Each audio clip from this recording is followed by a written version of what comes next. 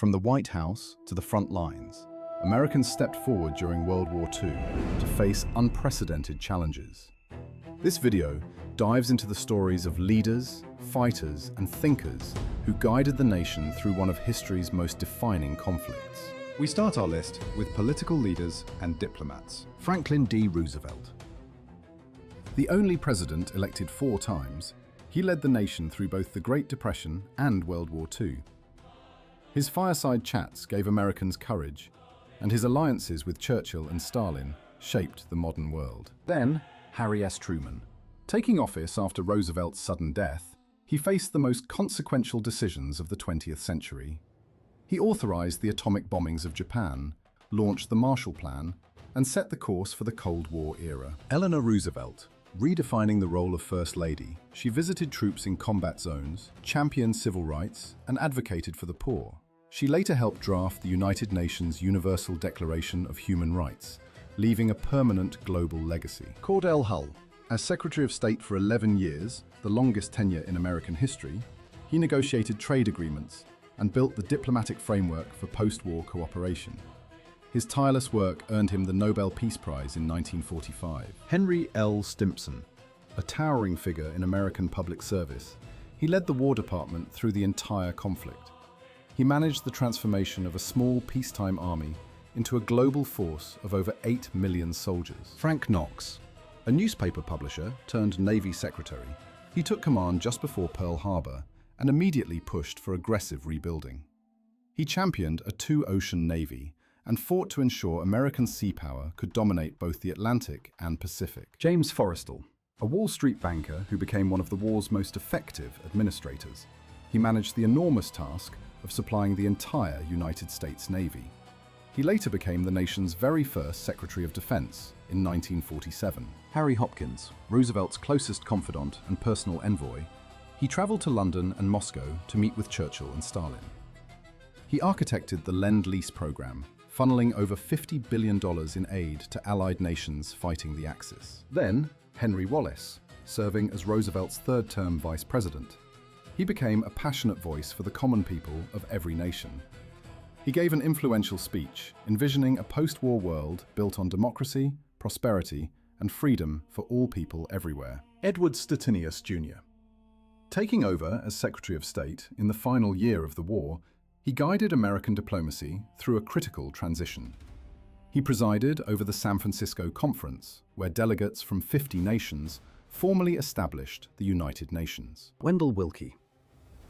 After losing the 1940 presidential election, he put aside partisan rivalries to support his former opponent's war effort. His world tour resulted in the best-selling book, One World, promoting global unity and international cooperation after the conflict. Then, James F. Burns.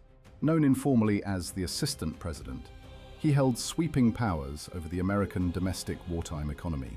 He directed price controls, rationing programs, and labor disputes, ensuring the home front stayed productive throughout the entire conflict. Now this is the John G. Wynant. As American ambassador to Britain during the Blitz, he stayed in London while bombs fell around him. His refusal to flee during the worst air raids earned him the enduring admiration and deep love of the British people. Arthur Vandenberg, a leading isolationist senator who changed his mind after Pearl Harbor, he became a champion of international engagement. His bipartisan support for the United Nations and NATO helped transform American foreign policy for generations to come. Patrick J. Hurley. A flamboyant Oklahoma lawyer who rose to become a key wartime diplomat, he served as ambassador to China at one of history's most turbulent moments. His colorful personality and blunt approach made him a distinctive figure in foreign affairs. Next up, Army leaders. George C. Marshall.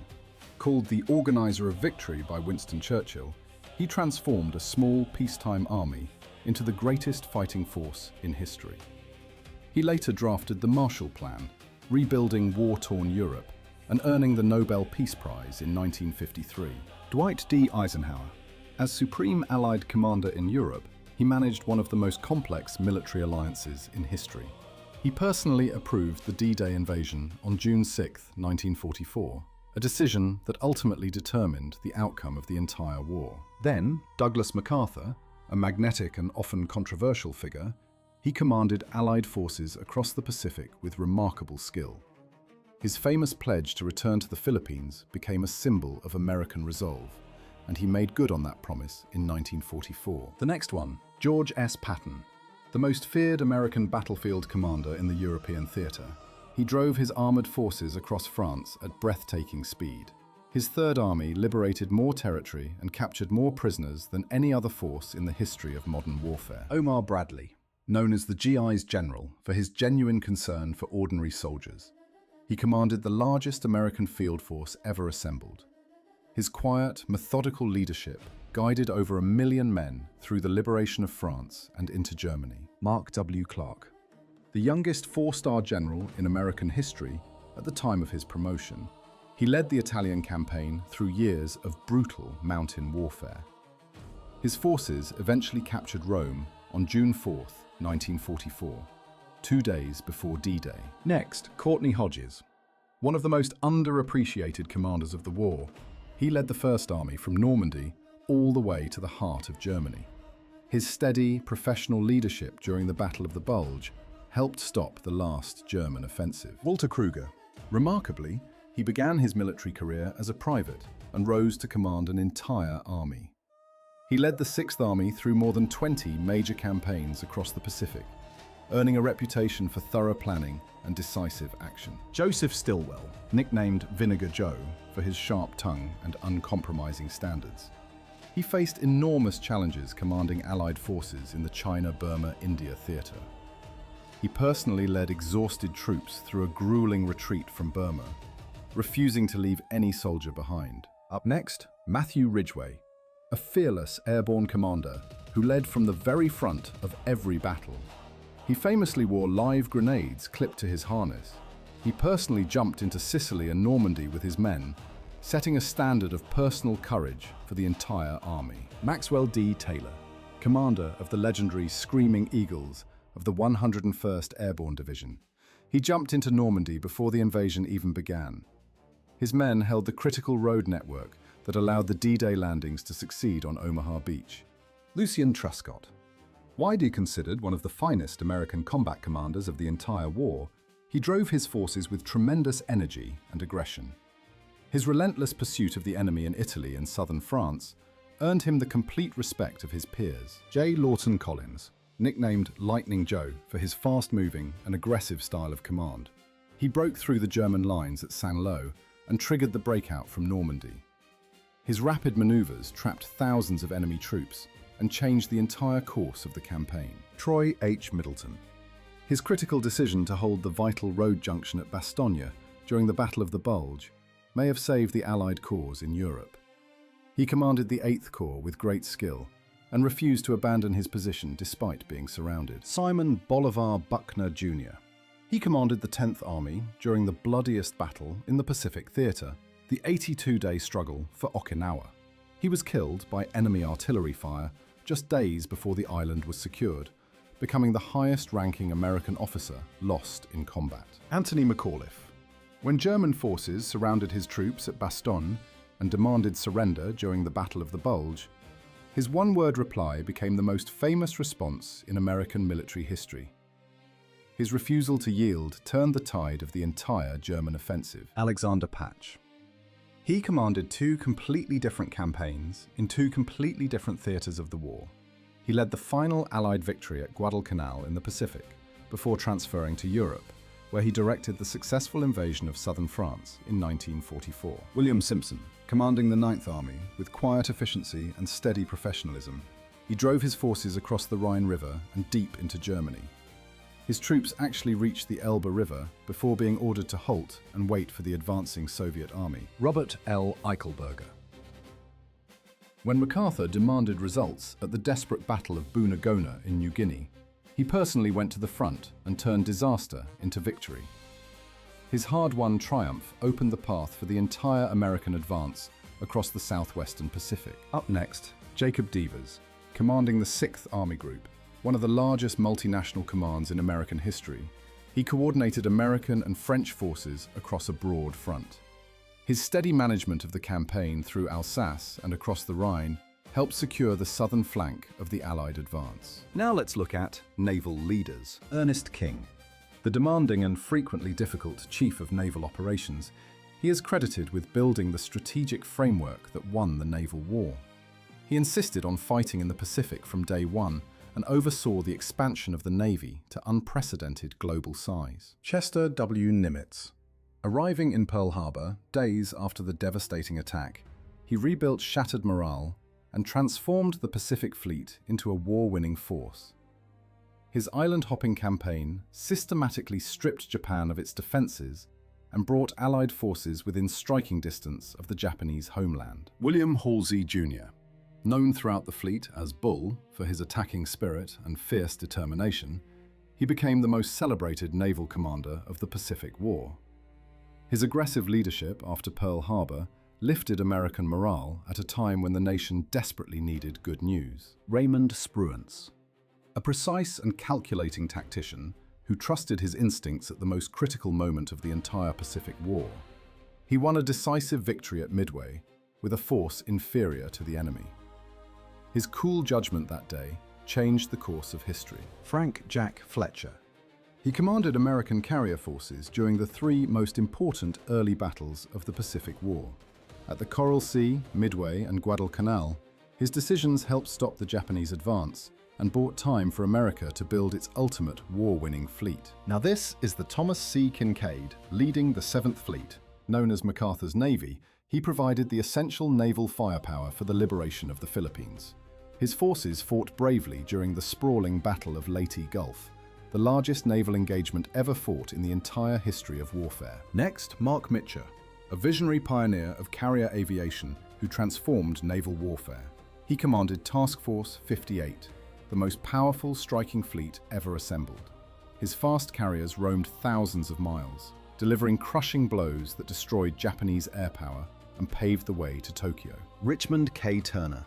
The undisputed master of amphibious operations, he planned and executed more opposed landings than any commander in naval history. From Guadalcanal to Iwo Jima, he solved the enormous logistical challenge of putting troops safely onto heavily defended enemy beaches under fire. H. Kent Hewitt. The leading American expert on naval landings in the European theatre, he personally directed the amphibious invasions of North Africa, Sicily, the Italian mainland, and southern France. His careful planning and skilled seamanship delivered Allied armies safely onto 4 different hostile shores. Charles A. Lockwood. As commander of Pacific submarine forces, he fixed the catastrophically flawed American torpedoes early in the war and unleashed his crews against Japanese shipping. His silent service sank over 5 million tons of enemy vessels, strangling Japan's ability to wage modern war. Clifton Sprague. Commanding a small escort carrier group off Samar, with no hope of survival against overwhelming Japanese battleships and cruisers, he attacked anyway. His impossible stand confused the enemy long enough to save the entire Leyte Gulf invasion force from certain annihilation. John S. McCain Sr. An aggressive pioneer of naval aviation, he commanded fast carrier task forces during the final campaigns against Japan.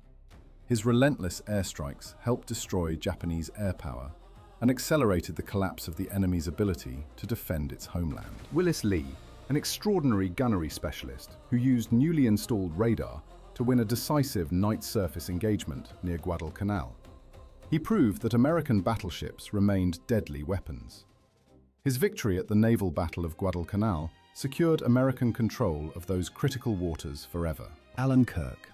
He bore the massive responsibility for commanding the naval forces that landed American troops on the beaches of Normandy on D-Day.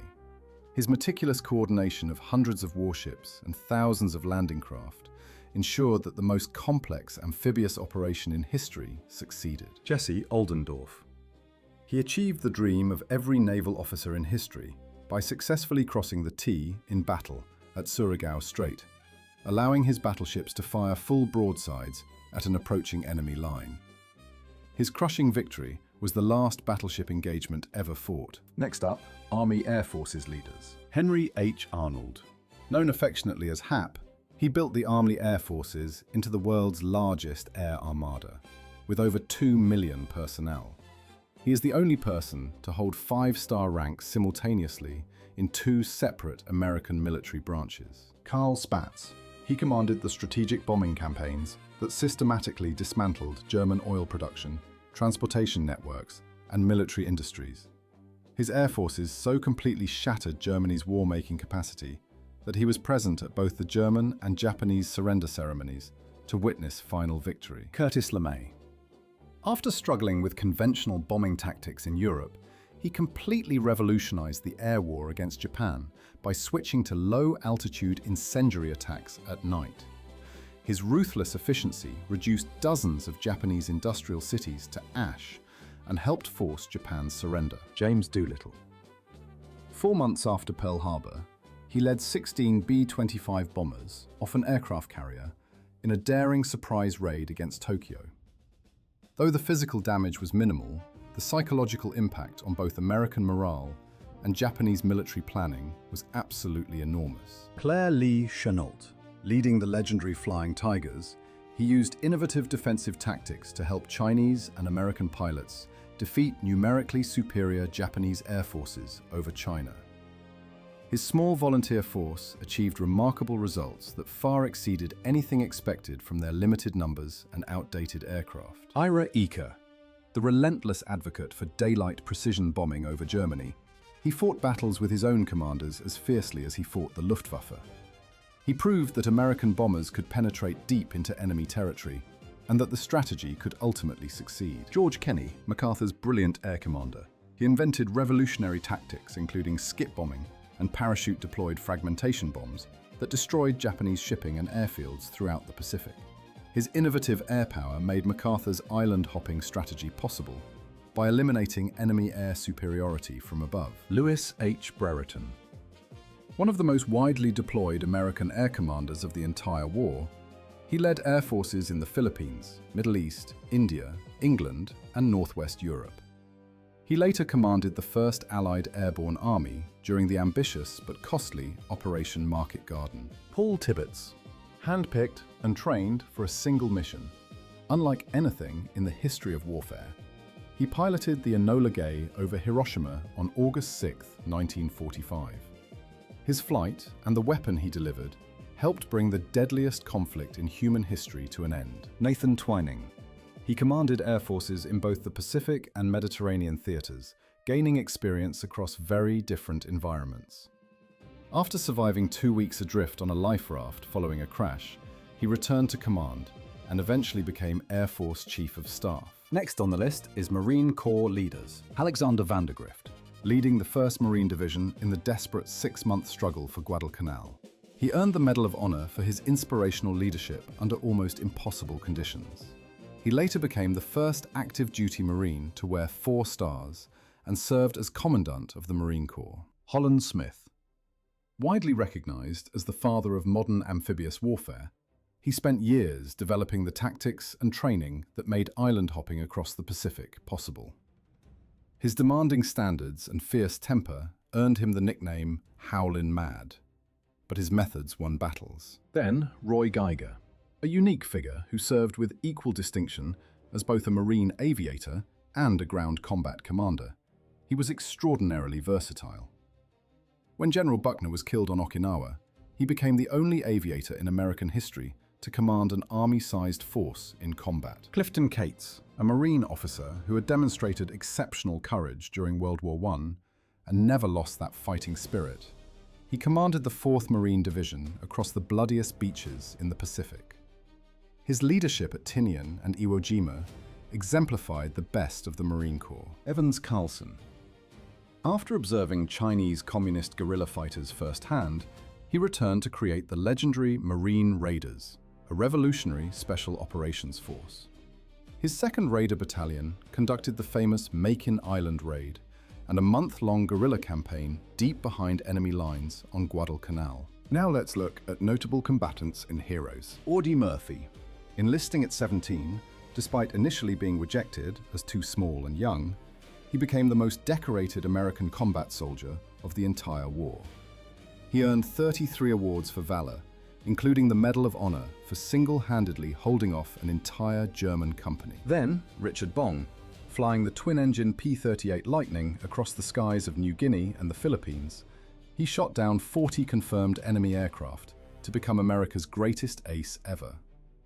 He was awarded the Medal of Honor by General MacArthur himself for his extraordinary aerial combat record. John Basilone, a machine gunner who held his position for 2 days and nights at Guadalcanal, killing hundreds of enemy soldiers and saving his battalion from destruction. He received the Medal of Honor. He later died leading his men ashore at Iwo Jima. Ira Hayes, a Pima Native American from Arizona, he was one of the 6 men immortalized in the iconic photograph of the flag raising on Mount Suribachi at Iwo Jima. He served throughout the brutal Pacific campaign with quiet courage and dignity before returning home. Doris Miller, a mess attendant who had never been trained on weapons, he seized an anti-aircraft gun during the Pearl Harbor attack and fought back. His extraordinary courage made him the first Black American ever awarded the Navy Cross. Next, Desmond Doss, a devout medic who refused to carry a weapon on religious grounds. He single-handedly rescued 75 wounded soldiers from Hacksaw Ridge under intense enemy fire. He became the first conscientious objector in American history to receive the Medal of Honor. The next one, Edward O'Hare. Flying alone against 9 enemy bombers threatening his carrier, he shot down 5 attackers and drove off the rest within minutes. His selfless bravery saved over 2,000 lives and earned him the Navy's first Medal of Honor of the war. Joe Foss, a South Dakota farm boy who became a Marine fighter pilot. He equaled Eddie Rickenbacker's famous World War I record with 26 aerial victories over Guadalcanal. His leadership of the Cactus Air Force's fighter squadron was essential to holding the island against the Japanese. Gregory Boyington, a hard-drinking former Flying Tiger who formed the colorful Black Sheep Squadron from rejected and leftover pilots, he scored 28 aerial victories. Shot down and captured, he spent nearly 2 years as a prisoner of war before being liberated and receiving the Medal of Honor. Now this is the John F. Kennedy. When a Japanese destroyer sliced his PT boat in 2 at night in the Solomon Islands, he kept his crew together and towed a badly wounded sailor through miles of ocean to reach safety. His extraordinary leadership under pressure foreshadowed the president he would become. Now let's look at scientists, engineers, and industrialists. J. Robert Oppenheimer, a theoretical physicist of extraordinary brilliance. He led the Los Alamos laboratory where the world's first atomic weapons were designed and built. His success in harnessing nuclear fission into a deployable weapon transformed warfare forever and shaped every aspect of the Cold War that followed. The next one, Leslie Groves. The Army general, who had just completed building the Pentagon, took command of the Manhattan Project and drove it to completion with relentless energy. His administrative genius in managing thousands of scientists, engineers, and workers across multiple secret sites made the atomic bomb possible. Then, Vannevar Bush, as director of the Office of Scientific Research and Development, he mobilized the entire American scientific community for war. He coordinated radar development, proximity fuses, and countless other technologies that gave Allied forces a decisive technical advantage over their enemies. Arthur Compton, a Nobel Prize-winning physicist who directed the Metallurgical Laboratory at the University of Chicago, he oversaw construction of the world's first nuclear reactor. His team achieved the first controlled, self-sustaining nuclear chain reaction on December 2, 1942, changing human history. Ernest Lawrence, the inventor of the cyclotron and founder of what became Lawrence Berkeley Laboratory, he contributed enormously to the Manhattan Project by developing electromagnetic methods to separate the uranium-235 needed for the atomic bomb. His facility at Oak Ridge was the largest in the project. Glenn Seaborg, working in a converted squash court beneath the University of Chicago, this young chemist discovered and isolated plutonium, providing an alternative fissile material for nuclear weapons. His discovery opened a second path to the bomb and eventually led to his Nobel Prize in chemistry. Richard Feynman, the youngest scientist at Los Alamos, he brought extraordinary theoretical ability to solving critical problems while keeping team morale high with his playful wit.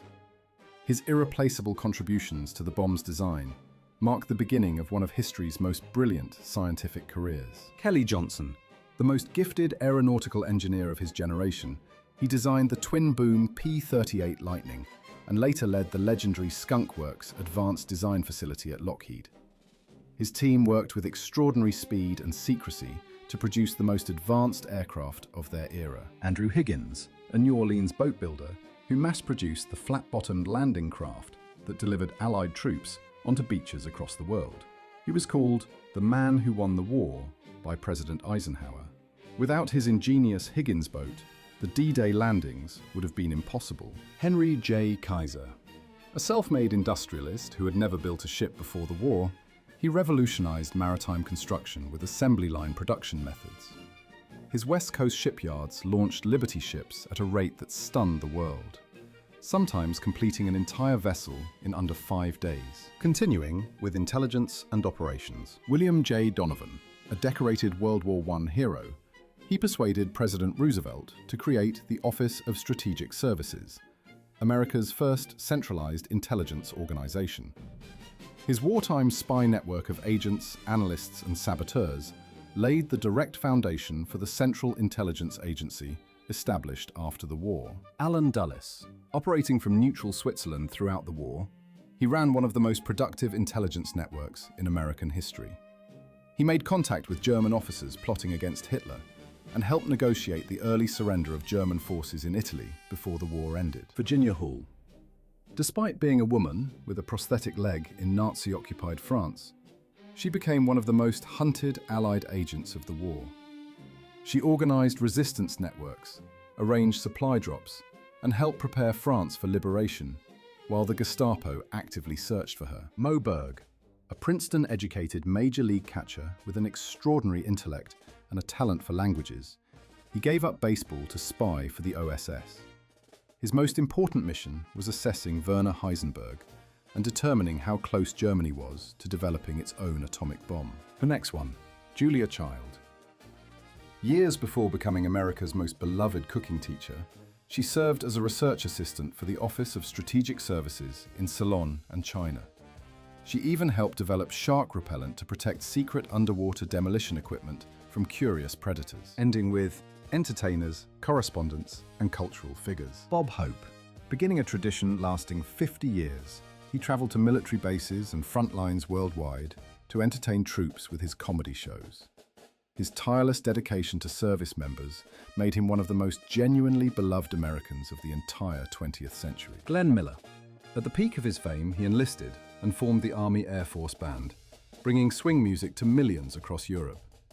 He disappeared over the English Channel in December 1944, and the mystery of his fate was never fully resolved. Ernie Pyle. The most beloved war correspondent of his generation, he slept in foxholes and ate rations alongside ordinary infantrymen, rather than writing from comfortable headquarters. His deeply personal columns about the fear, exhaustion, and humanity of common soldiers were read by millions of Americans at home. The next one, Bill Mauldin, a young enlisted soldier who drew the unforgettable cartoon characters Willie and Joe, two exhausted, unshaven infantrymen trudging through the misery of the Italian and European campaigns. His honest and darkly funny cartoons captured the reality of combat life and won him a Pulitzer Prize. Frank Capra. The acclaimed Hollywood director put his career on hold to create the Why We Fight documentary series for the Army. His 7 powerful films explained the war's causes and raised awareness among millions of American soldiers and civilians across the country. Next, John Ford, Hollywood's greatest director, took a naval commission and put himself in real danger to film actual combat operations. He was wounded filming the Battle of Midway, and his footage from Normandy remains among the most powerful imagery of the entire war. Clark Gable. After his wife died in a wartime crash, the biggest movie star in Hollywood enlisted and flew 5 combat missions over Europe. He served as a gunner and observer, refusing every offer of special treatment from his fellow airmen throughout his service. Up next, James Stewart. Already an Academy Award winner when war began, he enlisted as a private and eventually commanded a bomb group flying B-24 missions over Germany. He completed over 20 combat missions and earned the Air Medal and the Distinguished Flying Cross. Rita Hayworth, the most famous pin-up girl of the entire war.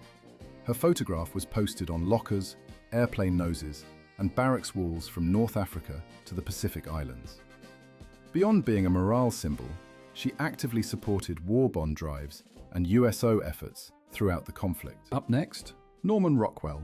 His 4 freedom paintings, inspired by Roosevelt's famous speech, put powerful visual images to the ideals Americans were fighting to protect. Published in the Saturday Evening Post and turned into a touring exhibition, they raised over $130 million in war bonds.